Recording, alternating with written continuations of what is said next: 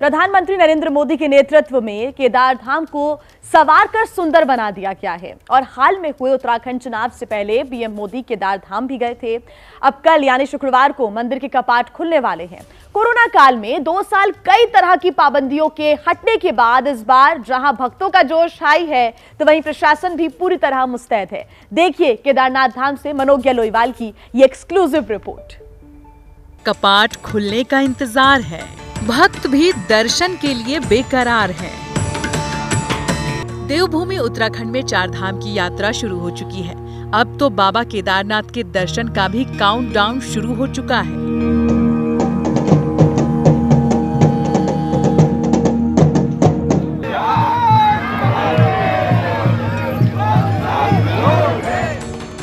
शुक्रवार को बाबा केदारनाथ धाम के कपाट खुलेंगे। सुबह 6:25 पर खुलेंगे कपाट।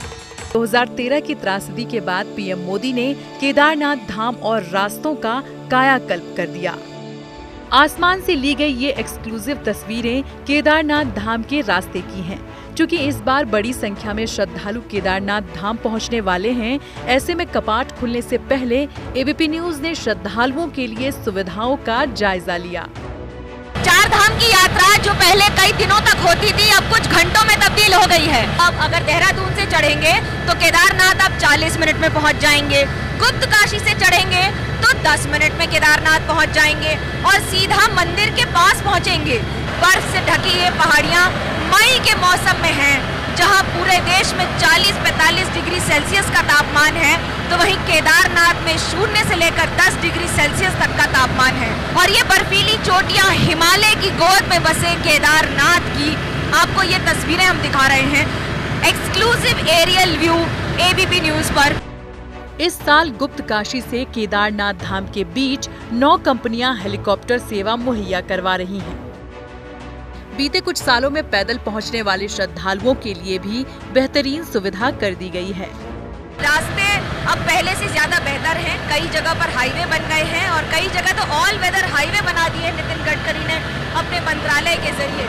हालांकि नरेंद्र मोदी हर बार केदारनाथ की पट खुलने और बंद होने पर आते हैं और ये सुविधाएं पहले भी थी। हालांकि इस बार इन्हें बहुत ज्यादा स्तर पर यानी कि बड़े स्केल पर कर दिया गया है। पहाड़ों पर अचानक मौसम खराब होने की आशंका समेत श्रद्धालुओं के लिए टेंट जैसी तैयारियां भी युद्ध स्तर पर की गई हैं।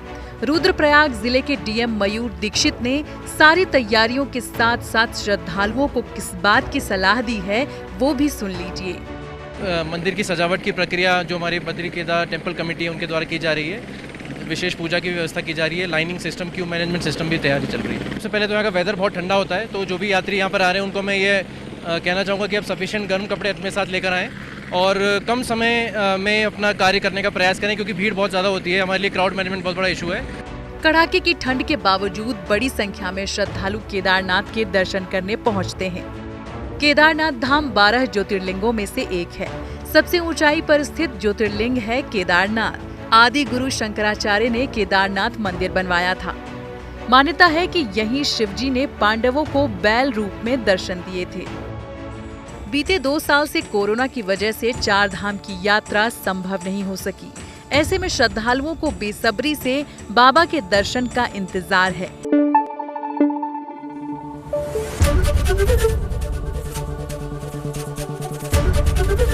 एबीपी न्यूज आपको रखे आगे।